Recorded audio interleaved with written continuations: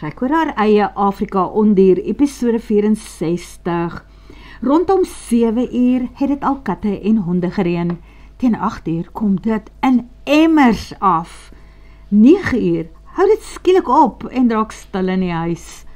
Ongemaklik stil, want daar is steeds geen teken van Sergio en Diego nie. Pa Martinez bel die mense saam met wie Diego soms uitgaan. Nee, hulle weet ongelukkig nie waar die manne hulle bevind nie.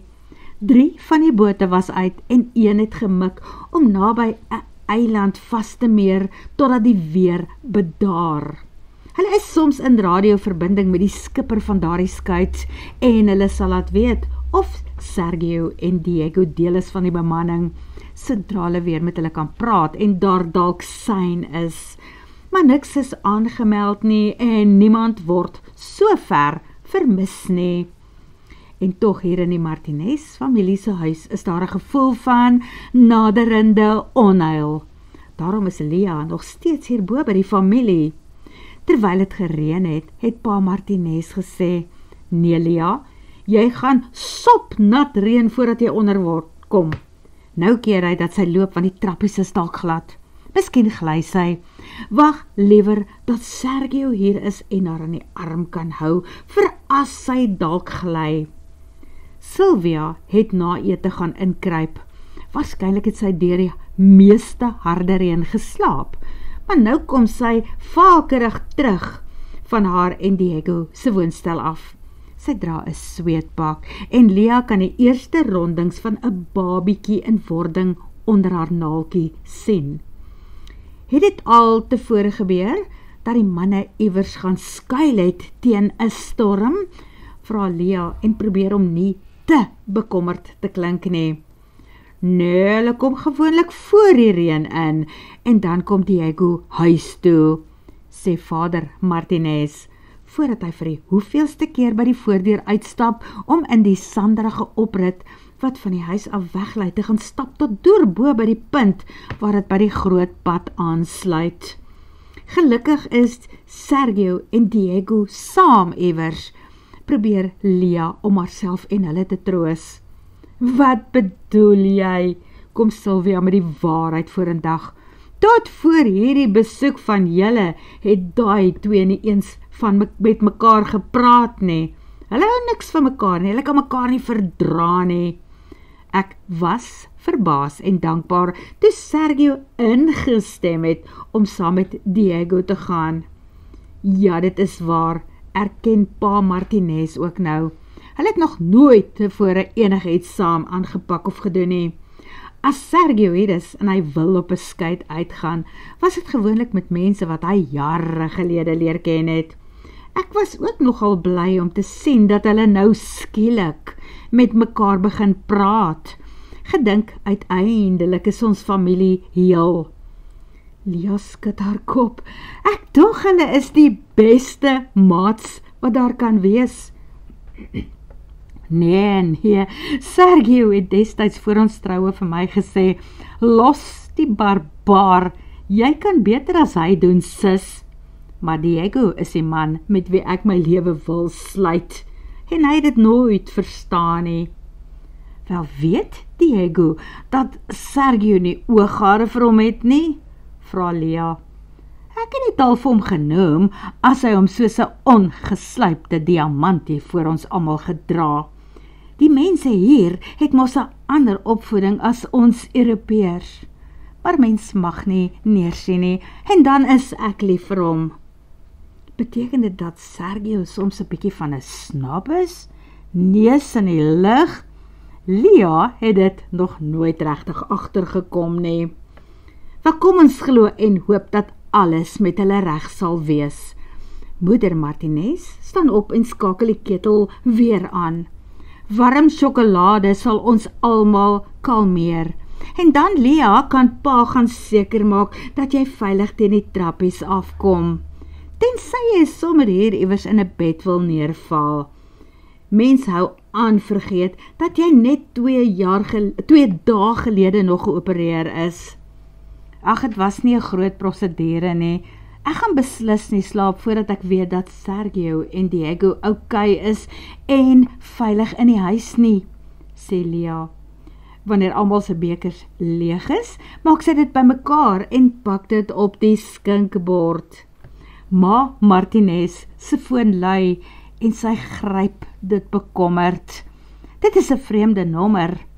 En dan antwoord sy, goeienaand. En toe vra sy, môre, hoe laat moet dit gebeur? Iemand praat en verduidelik voordat sy antwoord, kan ek julle dalk terugskakel? Ons het self 'n bietjie van 'n familiekrisis hier. Sy kyk na haar man. Wat is dit, vrou? Vra pa Martinez. Dis mense wat 'n plek soek vir 'n huweliksonthaal. Die vorige plek het hulle op nommer 99 vanaand in die steek gelaat. Die bruid van die ma is hysteries. Hulle het spesiaal Barra toe gekom om die troue hier op die strand te hou. Wow, ek kan net dink hoe belangrik dit vir hulle moet wees. Nou het ons nie juis personeel vir die naweek nie. Sylvia lyk moeg. Maar as ons iemand se spesiale dag kan maak en ons het nie juis besprekings vir die kamers nie, moet ons dit miskien maar doen, ma. Maar as Diego nie hier is om die kontantkroeg te doen nie. Ma lyk bekommerd. Ag, ons sal 'n plan maak. Ek sal self inspring. Pa lyk asof hy nog iets wil byvoeg, maar die keer is dit sy foon wat begin lui. Hy antwoord terwyl hy met lang tree na die voordeur toe stap en toe uitstap, dalk sodat hy en sy vrou mekaar nie doodpraat nie.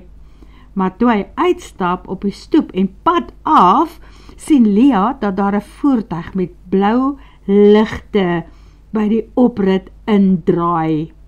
Met haar hart in haar keel storm sy agterna met Sylvia by haar. En daar spoeg blou en wit 2 uiters bedremmelde manne uit. Sergio en Diego, die verlore seuns, het pas tuis gekom. Dank die hemel dat hulle op die oog af okay lyk, maar ek sal graag wil hoor wat hulle verduideliking vir die aand se gebeure is, sê Sylvia en vou haar arms oor haar bors. Sy lyk soos Joan of Arc en die stoep is haar perd. Wat ook al met hulle gebeur het duidelik met te veel alkohol te doen gehad. Waarskynlik die plaaslike drankies, stroeram en framboos, R&R of selfs 'n bietjie Katemba, coke en rooiwyn. Die manne stink van daar af en hulle bloei. 'n Ongeluk met Diego se bakkie? Nee, dit lyk eerder na 'n kroeggeveg en die twee het nie aan dieselfde kant beklei nie. As daar 'n wapenstilstand tussen die vyande was, is hulle nou weer van vooraf kwaad vir mekaar, of so lyk dit van hier af. Nou toe laat ons hoor, wat is aan die gang? Lia wil afstorm in haar arms om Sergio sit. Sy is so bly en so verlig om hom te sien. Maar Sylvia blok die trappies van die ontvangstoep wat afloop na waar hulle staan.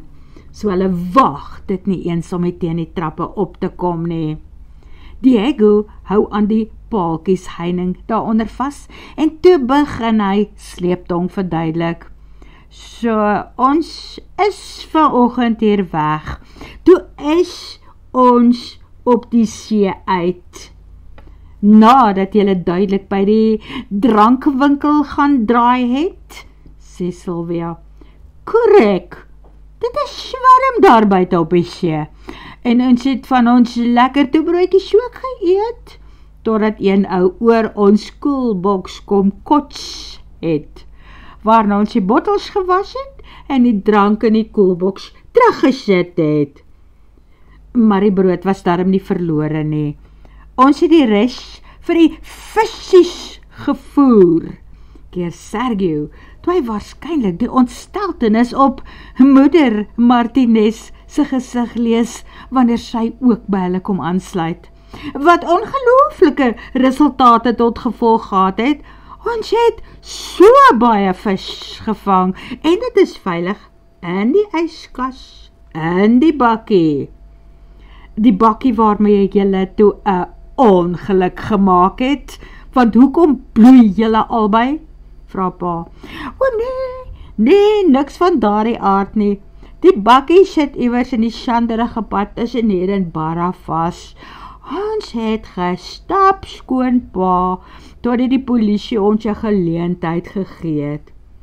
So julle is darm nie in die moeilikheid met die gereg nie?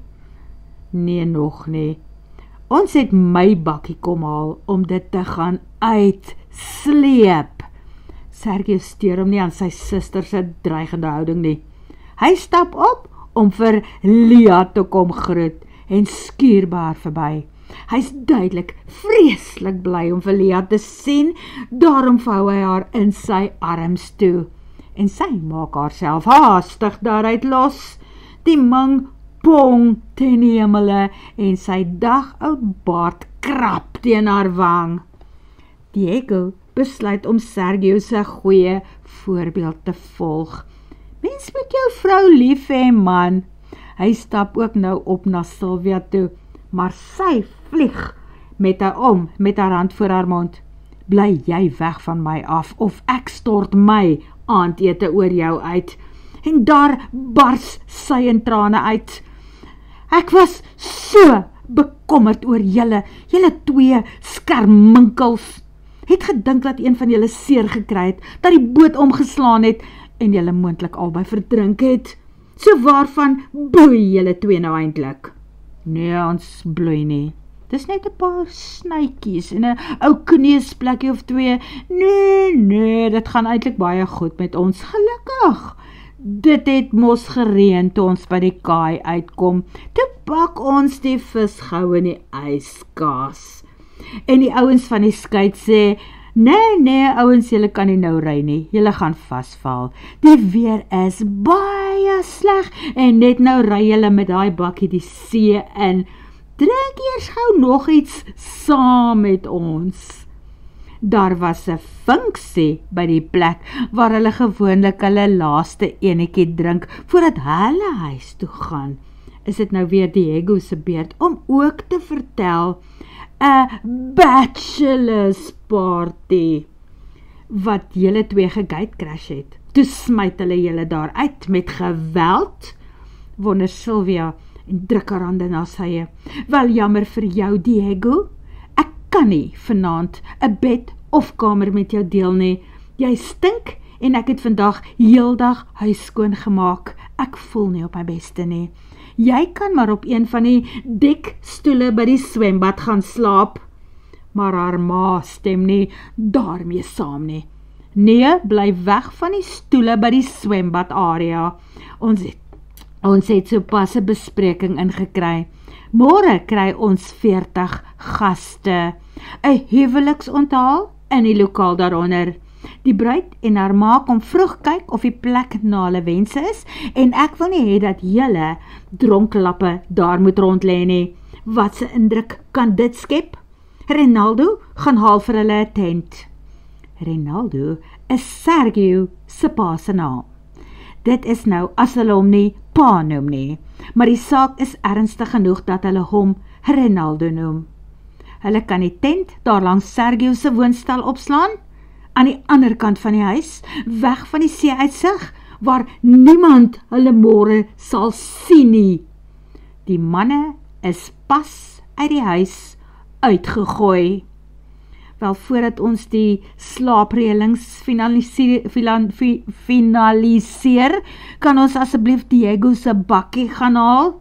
Sy batterye gaan pap word en dan verloor ons al daai visse. Sergio wil om die huis stap om sy cruiser daaronder langs sy woonstel te gaan haal. Maar pa Martinez wys na sy eie groot bakkie. Ons ry met daai een, laat ons gaan.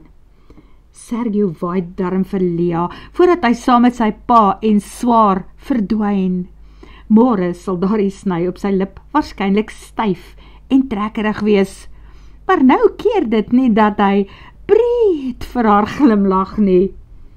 O, kriek, nou het ons boonop 'n onthaal met 2 ouens wat môre 'n lekker babelas van hier af tot in Maputo gaan hê, brom Sylvia. Nag julle, ek gaan inkruip sodat ek op my beste kan wees môre. Wel, ek dink ek moet ook maar gaan slaap, sodat ek vroeg kan opstaan en ek help graag as daar iets is wat ek vir julle kan doen môre, sê Lia en tel die sleutel van Sergio se woonstel daar op die onderste verdieping op. Blomme, ons sal die plek moet mooi maak met goed wat uit die tuine hier rondom ons kom, want ek dink nie die bruid se ma gaan môre 'n bloemiste kry wat rose en krisante aan haar gaan verkoop nie, sê moeder Martinez. Wel, kom ons kyk wat ons kan doen, sê Lia.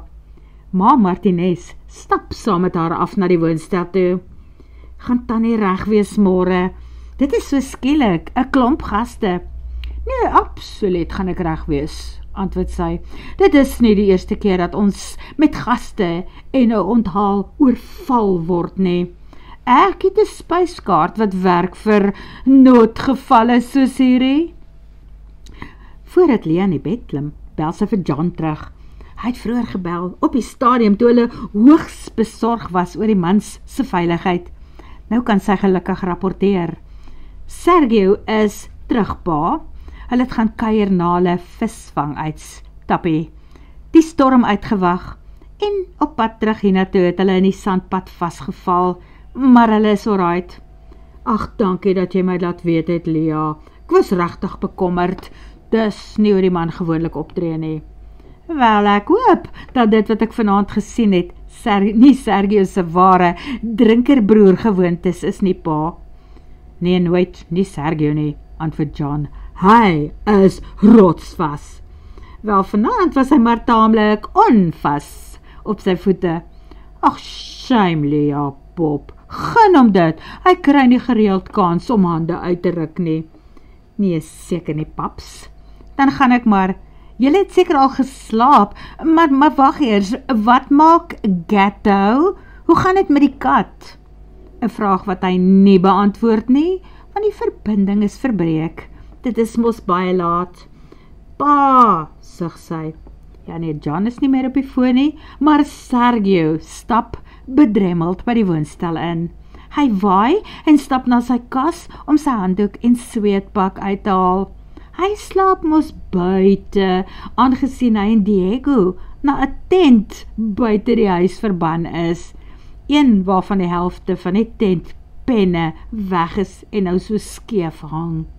Nee, Sergio, keer Lia om en druk hom teen haar vas. Jy gaan nêrens heen nie. Jy slaap vanaand hier by my in die kamer in jou eie bed. Jy kan gaan stort, dan sal ek gou na daardie sny op jou lip kyk.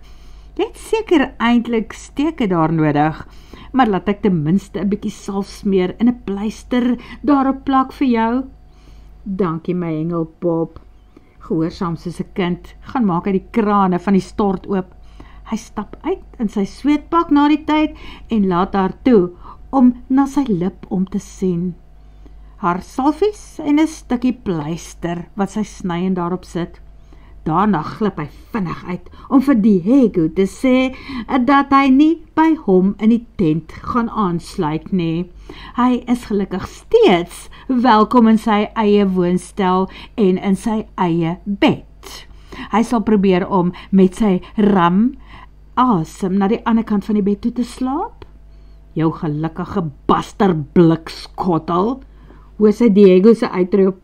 Maar wag maar tot jy ook eendag getroud is, dan gooi jou vrou jou ook uit vir die wilde diere en diewe en moordenaars wat hier buite rondsluip. So foesek, en ek hoop jy slaap glad nie. Selfde vir jou, sot van 'n swarie. Mag die haie voetjies groei en jou wegsleep na die diepsee toe, of 'n hyena aan jou kom hap, omdat jy soos 'n vrot eier stink en optree. Sjoe, die manne is nie lekker met mekaar nie, besef Lia en maak haar oë toe, om te maak asof sy niks van daardie gesprek gehoor het nie.